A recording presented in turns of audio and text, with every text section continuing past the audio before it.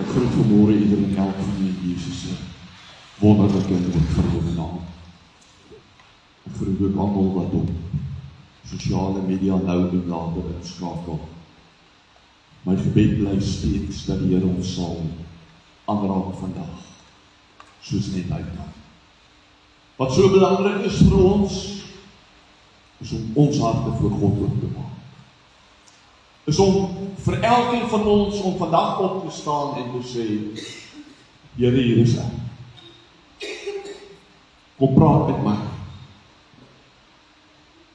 Dit is so belangrik dat ons op 'n plek is waar ons na 'n boodskap sal luister met die ingesteldheid, hierdie woord is vir my en nie vir jou langs my nie. Want jy sien ons die neiging om te hoor en aan te stuur. En nie noodwendig om te hoor en in te neem nie. As jy die Bybel saamgebring het, blaai daarin na die boek van Lukas toe, die 22ste hoofstuk. En ons gaan lees vers 31 tot 34. Luke chapter 22, and we'll be reading from verse 31 to 34. Lukas 22 vanaf vers 31 tot 34.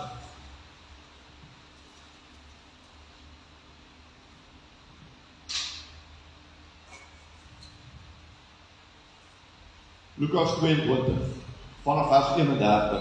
En die Here sê, Simon, Simon, kyk, die Satan het vurig begeer om julle verskoring te sif.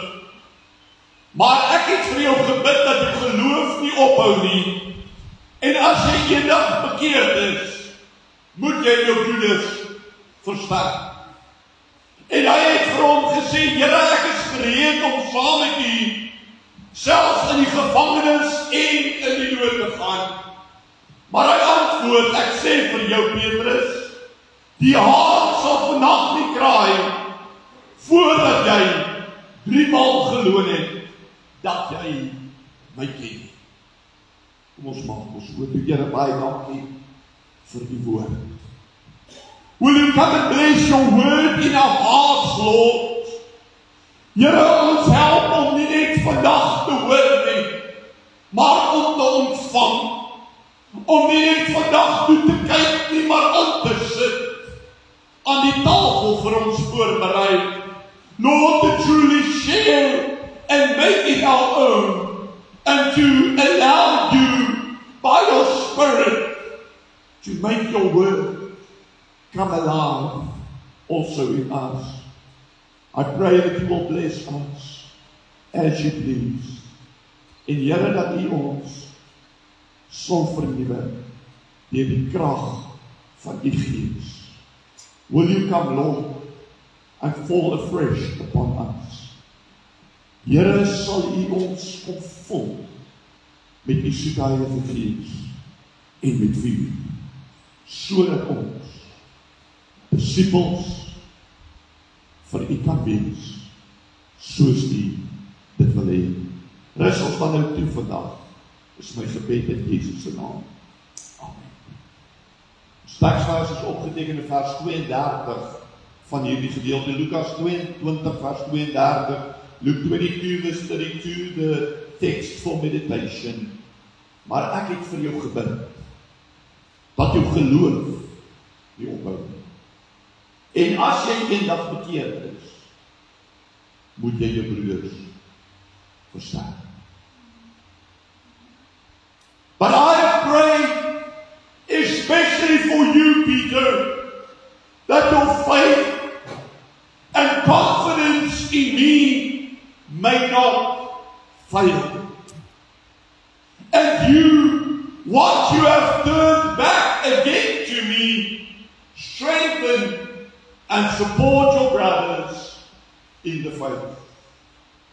Vandag se boodskap wil ek kontitel, hoop in jou mislukking.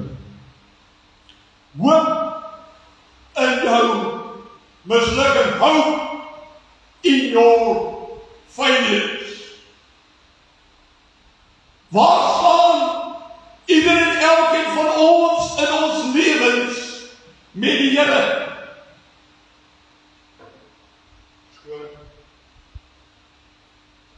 Waar staan elkeen van ons vandag in ons lewens met die Here? Hoe ver het ons gegroei? Jy sien ons skrifgedeelte vandag blyk nie die mees opbouendste gedeelte te wees nie. Wanneer ons hierdie paar verse lees, dan mis ons die boodskap hierin opgeteken. Kom ons wees eerlik. Ons hierdie gedeelte gelees het, waarheen het ons gedagtes gegaan? Waaraan het ons gaan dink?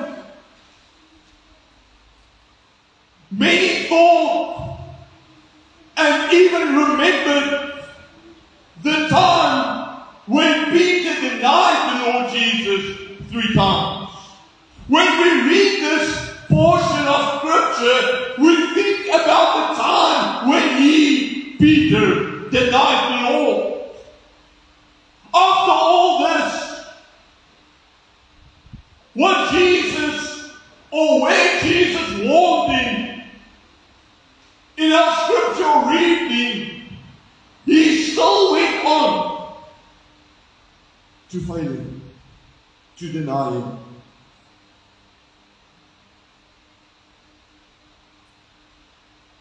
And as we think about this, we miss the true message in the conversation between Jesus and Simon Peter. Looking at this conversation,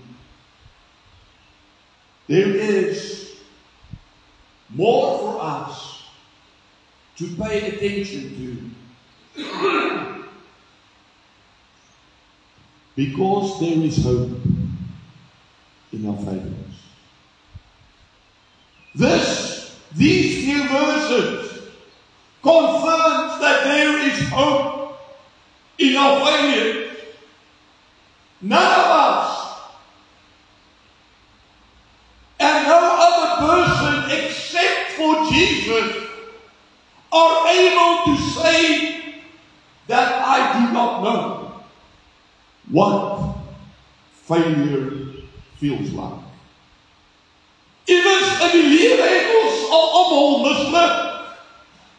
En soms is dit baie moeilik om van mislukking af te herstel en op te staan. Toch moet jy vandag weet dat dit gedoen kan word. En dat dit die wil van die Here is vir elke mens om na mislukking, na teleurstelling weer op te staan.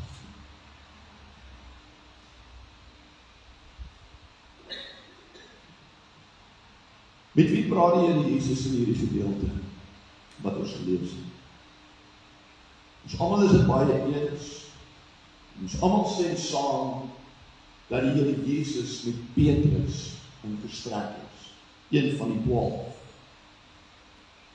Maar het jy opgelet dat hy spreek hom nie aan as Petrus nie? Hy sê vir hom, Simon,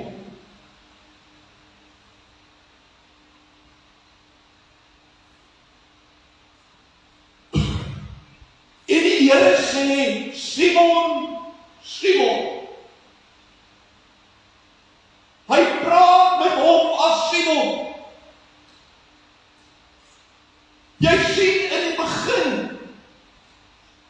wat ons van hierdie man, toe ons van hom geleer het ons geleer van Simon.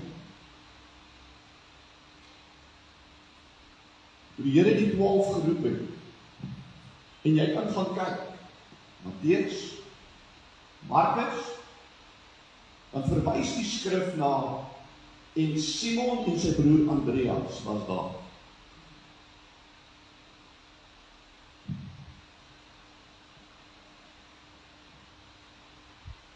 Later in die gedeelte van Matteus, so roeping van die 12, erken Matteus dat hy ook bekend was as Petrus.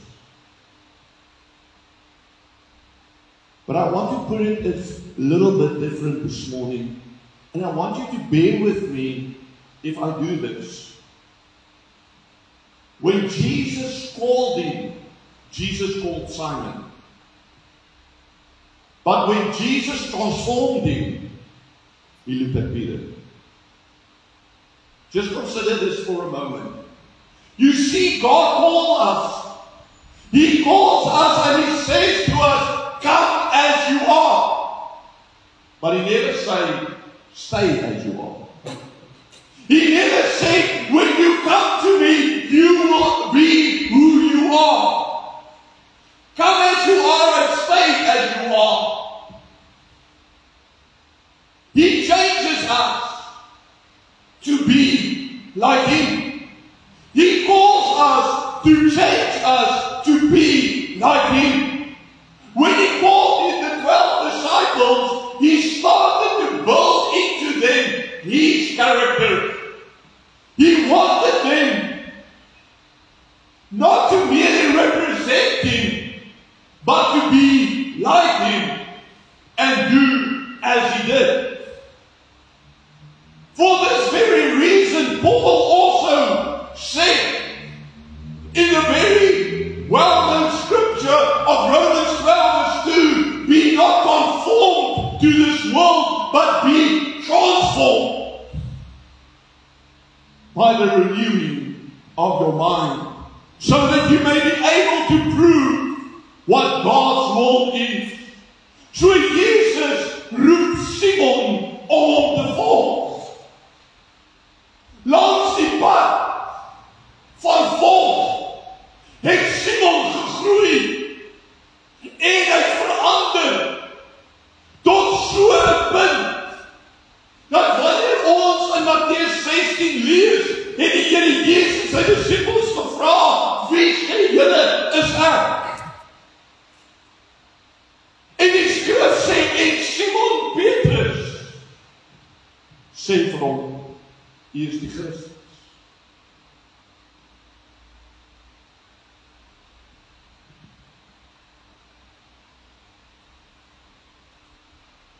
En dan sê, of dan fokus die Here Jesus op Petrus, nie meer op Simon. Hy fokus op Petrus en hy sê vir hom, jy is die rots, waarom ek my gemeente sal bou. En vir jou, Petrus, gee die sleutels vir die koninkryk. So mag ek dit afbreek en het verduidelik as volg. Simon was die mensmens. Simon was die mensmens. Maar Simon Petrus, die Godmens. Hier ontstaan 'n verbintenis. Dis nie meer mens, Simon. Maar toe die Here Jesus op ander aanspreek, Simon, praat hy oor die mens. Want die verbintenis gaan gebroken word, gaan gebreek word. Maar toe hy in sy geloof groei, ontwikkel hy tot Simon Petrus, die Godmens. Even Jesus wasn't only known as Jesus. He was known as Jesus Christ. Christ is not a second name, nor is Christ his surname. So what does Christ stand for? The Anointed One. Christ means the Anointed One, the gesalfde een. So when the scripture says that He was Jesus Christ, it gives us clarity and it gives us a description of who Jesus was, the Anointed One.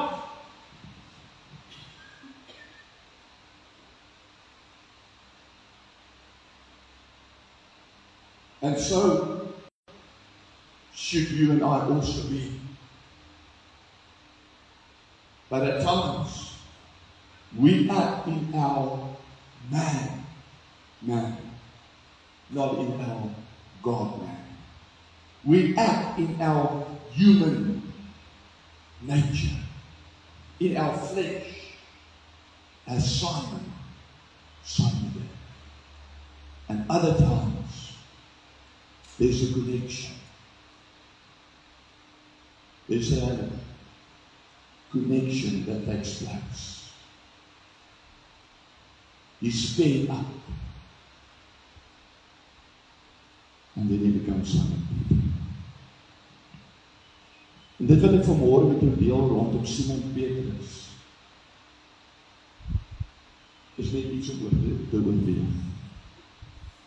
Hoe die Here Jesus na Petrus kyk en hoe hy hom aanspreek.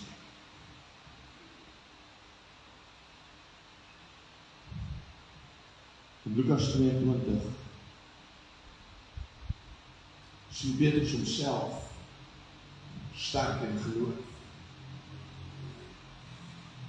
Here, ek is op 'n plek in my lewe waar ek enigiets kan hanteer. Hoe sê ons maklik in die lewe? Bring dit op. Bring dit reg. Ek kan dit hanteer, ek is sterk, ek is voorberei. Here, ek sal in die gevangenis saam met U gaan. Here, ek sal in die dood saam met U gaan. Petrus, dis wat jy wil hê, maar dis nie wat jy is. Petrus, voordat die haan vandag krag, gaan jy 3 maal loon, dat jy my verkeer.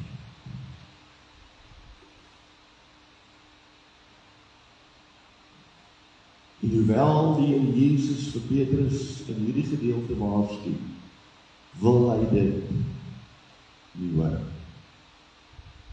Is dit nie maar hoe ons so baie keer is?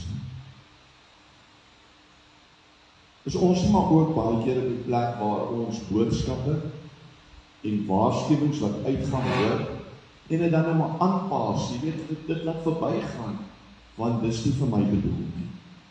Ek wil nie dit hoor nie. Dis nie ek nie, ek is sterk, ek staan sterk, ek groei, ek beweeg in my lewe met die Here vorentoe. Nee, dit is nie vir my bedoel nie. En dan stuur ek dit aan. Maar wat gebeur met Petrus? Want jy sien, hy hoor nie wat Jesus vir hom sê nie. En dan gaan tree hy in sy menswees op. Ons oortuig onsself van dieselfde soos Petrus. Al waarsku die Here anders.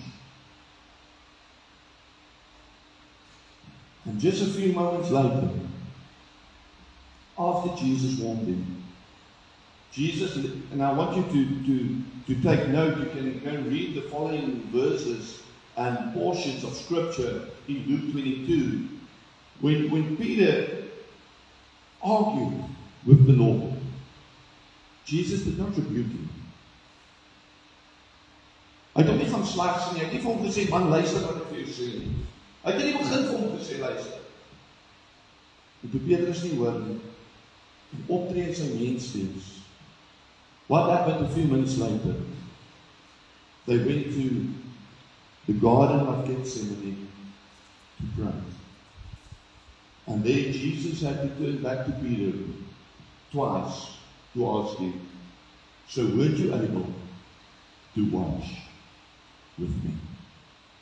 Petrus, kon jy nie vir 'n uur saam met my gewaak het? Jy het gesê jy sal in die gevangenis vir my gaan sit. Petrus, jy het gesê jy sal sterwe saam met my. Maar Petrus, weren't you able to watch and pray?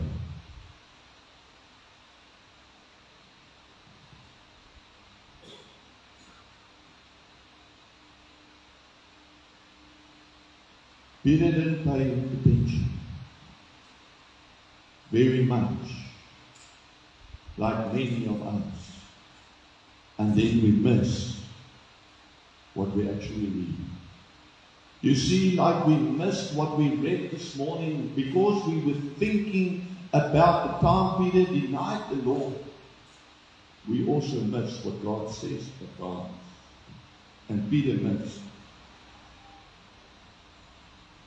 Jesus sê vir Petrus in hierdie gedeelte, Petrus of Simon, ek het vir jou gebid. Ek het vir jou gebid dat jou geloof nie moet ophou. Het Petrus se geloof opgehou? Kom ons kyk gou na wat het gebeur van hier af. Hy in Getsemane kon hy nie saam met die Here Jesus waak nie, dan het hy hom gaan verloon en daarna gaan hy terug op vis gevang. Het sy geloof opgehou? Het sy geloof geëindig? Miskien tydelik, maar in beginsel nie. Vir 'n oomblik wou hy opgee. Het sy geloof gefaal?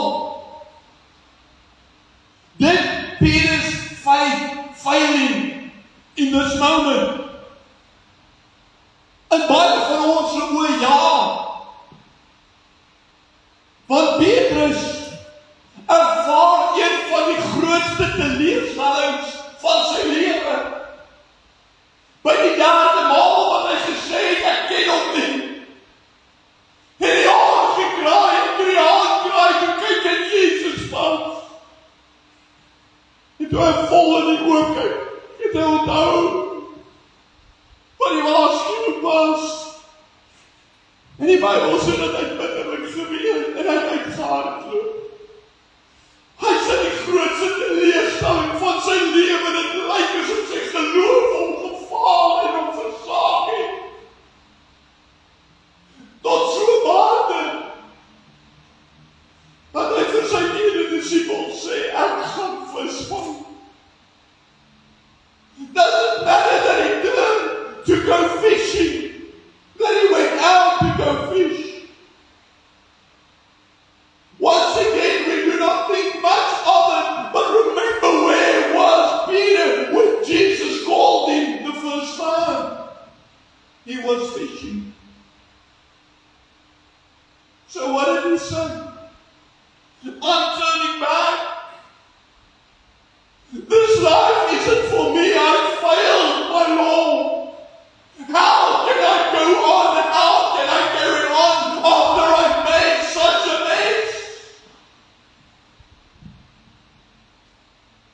I'm going to fish.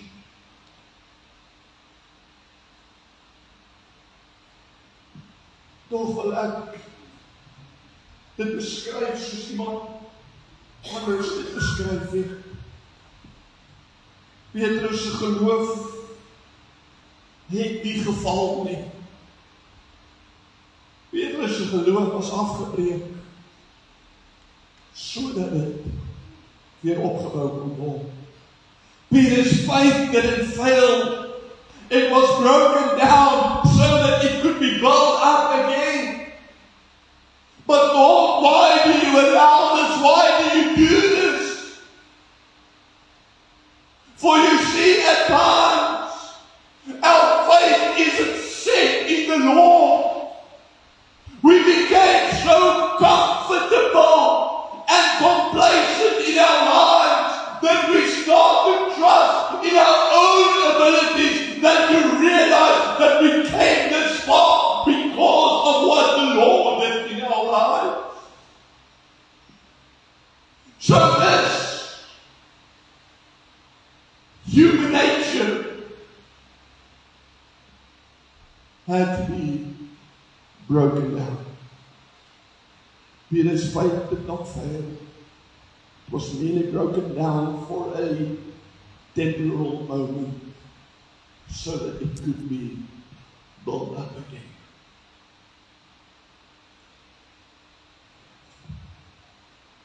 When Jesus warned Peter, he did not listen.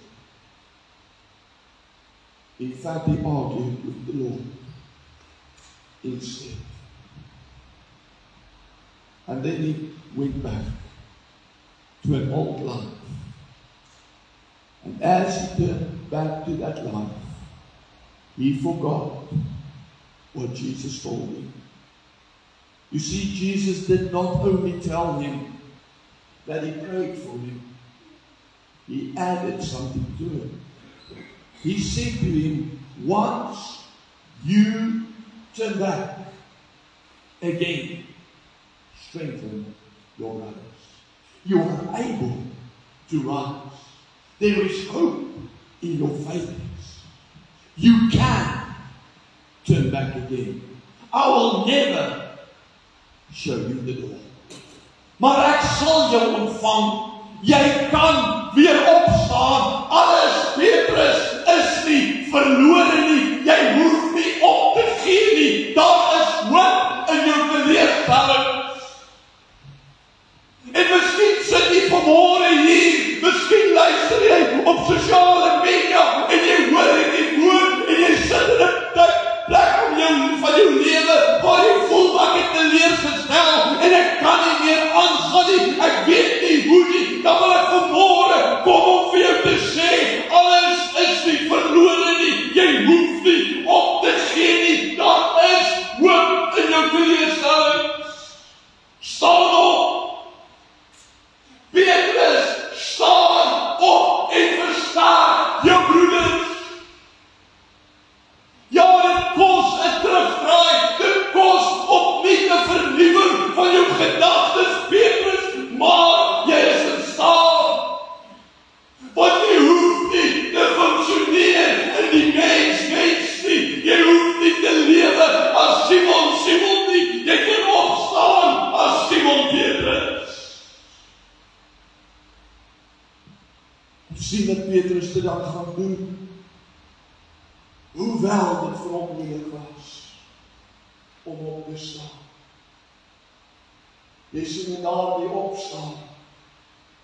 Kom die Here Jesus in Johannes 21 na hom toe en hy vra vir hom, toe hy aan homself geopenbaar het aan Petrus, dat Petrus kon sien, maar dit is Jesus wat hier saam met hulle hier by die strand staan, hier by die viswater staan. Toe vra Jesus vir Petrus. En hierdie keer spreek hy hom aan. Simon Petrus.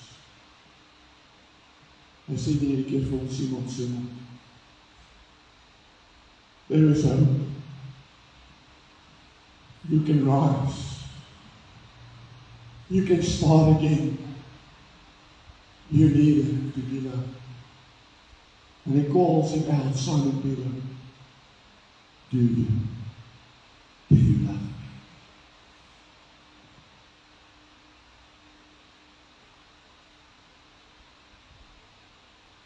As jy vanmôre sê, my lewe is op die plek waar ek moet wees. Ek staan vas. Ek is versigtig. Dan wil ek vir jou sê, hou aan. Maar, wees versigtig, dat jy nie val. Die apostel Paulus gee ons daar die waarskuwing. Hy sê, hy wat meen dat hy staan, moet oppas dat hy nie val. So as jy meen dat jy staan vanmôre, is dit goed. Want daar is mense wat staan. Hou vol. Maar wees versigtig, dat jy nie val. Maar as jy vandag hier sit, jy vandag na die woord luister, en jy sê, ek het geval. Ek het geval. En ek sien nie meer nou nie. Ek weet nie of ek nog kan nie. Inteendeel, ek weet dalk eers of ek wil nie. Wil ek jou toch oproep vanmôre. Staan op. Want dis wat God wil doen. God het geen mens geskaap om te bly mislukking. Jy sê ja, Jesus het vir Petrus gebid. He did. And what did he pray for? Peter, I pray that your faith may not fail. The Savior interceding for the lost. Hebrews 7 verse 25 says, He prays, He intercedes for you and me too. Jesus did not only pray for Peter. He did not only single out Peter. He was not only concerned for Peter's well-being.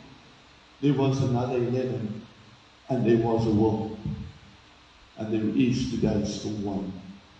And so the Lord still intercedes for each one of us. But with whom do you and I bear today? Simon had to make the choice to bear with Simon or to bear with Peter. He could have been Simon, Simon, man, man, and man, man will fail. Or he could be Simon Peter, God man, where God saves. Jesus was the Christ, the anointed one. And so He wants to anoint you. And He wants to anoint me. Have we become Christ this year? Have we reached the point in our lives where we have been anointed? Anointed to do as Jesus did. Anointed to be like Him. This is what we are called for. We have to become joint heirs with Christ. Romans 8 verse 17. Do not throw it away. Do not allow it to pass you by. If you have failed, if you made a mistake, rise from it. Nobody else has not made mistakes. Niemand anders is heilig of volmaak op hierdie. Net Jesus was foutloos. Maar ek, u en elke ander mens wat geleef het en moontlik nog sal lewe, maak foute. Het in weerstand. En daarom roep God ons. Raas, staan op, gryp die opening en styg uit, want dit is God se wil. Ek het nie net vir jou gebid as Simon nie, maar ek het vir jou gebid as Petrus. Sodat wanneer jy reggemaak het, wanneer jy teruggekeer het, wanneer jy opgestaan het, sodat jy jou broers kan versterk. Ek wil afsluit vanmôre.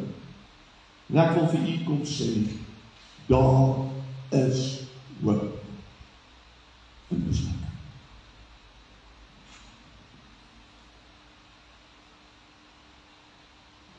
Daar is hoop.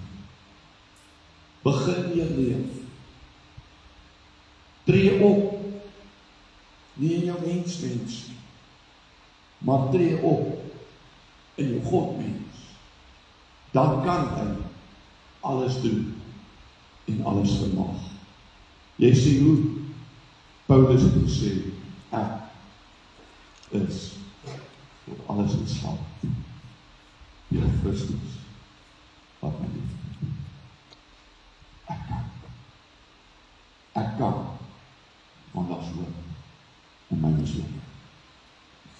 Jy is nie te ver nie. Moenie dit glo en daarin bly nie. Maar soos Petrus opgestaan, staan jy ook op. En vind die hoop in jou teleurstellings en vorentoe te gaan. Kom ons bid saam. Ek dank die Here dat geen lewe sonder hoop hoef te wees. I thank you, Lord, that we do not need to go through life in vain, hopeless, and without any expectations. Ek weet ons vrymoedigheid word van ons ontneem wanneer ons teleurgestel is. Ek weet, Here, dat ons is bang om weer seer te kry wanneer ons misluk het. Maar ek bid vandag, Here, dat ons menswees, ons mens kan aflê, soos 'n Simon moes gekom het om werklik die menslike aspek van hom af te lê, sodat die goddelike in hom kon opstaan. Here, dat U dit ook sal doen in ons. U het geweet, Petrus, disippels, julle kan dit nie op julle eie doen nie. En daarom roep hy hulle om te gaan wag in Jerusalem vir krag. En terwyl hulle wag vir krag, terwyl hulle wag vir geestesvermoëns, vul U hulle met U Heilige Gees en met vuur. Doen dit ook in my. Doen dit in almal wat vandag hierdie woord ontvang. Doen dit in elke lewe. And help us, Lord, to know and to understand that the thief came to steal, to destroy, and to kill. But Lord, you came to give us life, and life in abundance. Will you bless your word in our hearts?